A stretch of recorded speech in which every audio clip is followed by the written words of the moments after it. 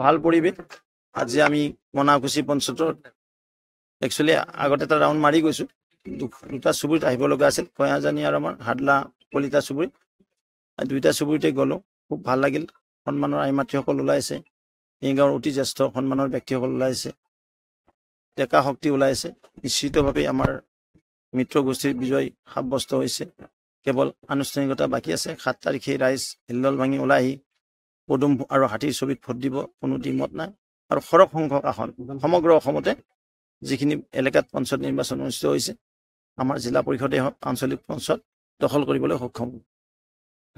নলবাৰীত গৌৰৱ গগৈক কলা পতাকা দেখা যায়, তেওঁলোকৰে মানুহ দেখাইছে।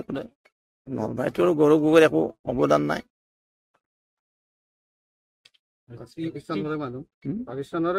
তেনেকুৱাই হ'ব। পাকিস্তান যোৱা মানুহে আৰু কোনে ভাল সন্মান দিব, নহয় জানো?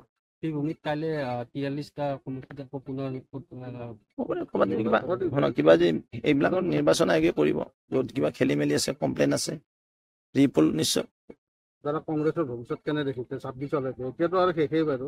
মই নহয়, কিন্তু মই দেখিছোঁ কংগ্ৰেছৰ ভৱিষ্যত ভাল নহয়। কংগ্ৰেছ আৰু বিখণ্ডিত হ'ব।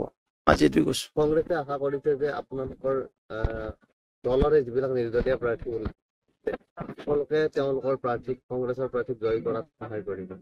চাওক, বিজেপি আজি পৃথিৱীৰ ভিতৰত এটা সংখ্যাৰ ভিতৰত ডাঙৰ দল। শাসনটো আমি ডাঙৰ।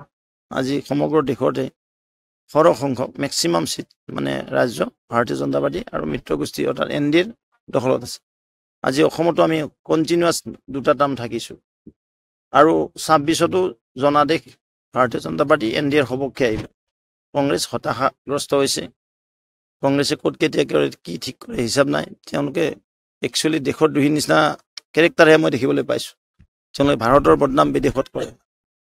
তেওঁলোকৰ নেতাই গৈ আমাৰ চিৰবৈৰী ৰাষ্ট্ৰৰ লগত, আপোনালোকে কয় সাংবাদিক বনোৱালে চিৰবৈৰী পাকিস্তান বুলি, পাকিস্তানৰ লগত মিত্ৰতা কৰিব যায় মনে থাকোঁ। তো এইবিলাকে কি বুজায়? তেওঁলোকে ভাৰত বিৰোধী নেকি? তেওঁলোকে আকৌ ভাৰত জোড়ো আন্দোলন কৰে, ভাৰত জোড়ো যাত্ৰা কৰে। আৰু তোমালোকে ভাৰতৰ বিৰুদ্ধে বিদেশত যায় ক'বা, মোদীজীৰ বিৰুদ্ধে বিদেশত ক'বা। কোনো এই দেশৰ নাগৰিকে যি ভাৰত মাতৃৰ সন্তান বুলি ভাবে, যি ভাৰত মাতৃৰ মানে দুধ খাই ডাঙৰ হৈছে, সি কেতিয়াও এইখন মাতৃভূমিৰ অপমান কৰিব নোৱাৰে, বিদেশৰ লগত হাত মিলাব নোৱাৰে। মই ভাবোঁ এইবিলাক দেশ বিৰোধী, ৰাষ্ট্ৰ বিৰোধী। আপুনি দীৰ্ঘদিন ৰাজনীতিত আছে, কংগ্ৰেছৰ লগত আছে না আপোনালোকৰ? অখিল গগৈটো এটা বেলেগ বস্তু আছে। ক'ত কেতিয়া কি কথা কয়, তেওঁ কংগ্ৰেছৰ লগতে আছে, কংগ্ৰেছক ভোট দিবও কয়, আকৌ কংগ্ৰেছকে গালি পাৰে। এতিয়া তেওঁলোকৰ কি অংক, তেওঁলোকৰ কি ইকুৱেশ্যন আছে মই নাজানো। আমি কেতিয়াও ব্যৱহাৰ নকৰোঁ। আৰু অখিল গগৈ আপুনি জানেই দেখোন কেনেকৈ আমাক তেওঁ আক্ৰমণ কৰে। কোনে ক'ব তেওঁ আমাৰ বি টিম বুলি? তেওঁ যিদৰে বিজেপিক আক্ৰমণ কৰে, কংগ্ৰেছে সাহ নকৰে। যেনে স্থলত কোনো অখিল গগৈ আমাৰ বি টিম বিচাৰ